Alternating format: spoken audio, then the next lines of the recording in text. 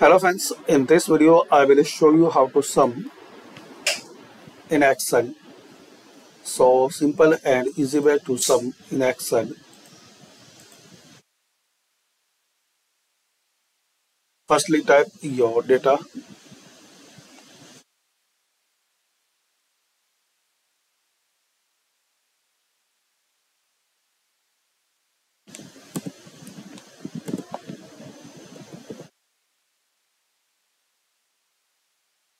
Now just select that cell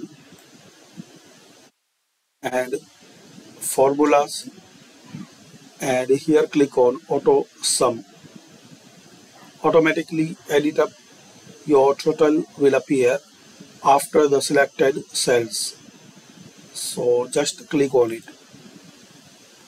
So we can see this is the result for sum.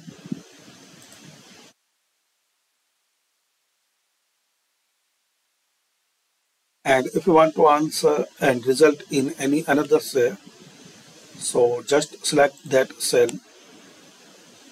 Now formulas, auto sum, and now select it. Press enter.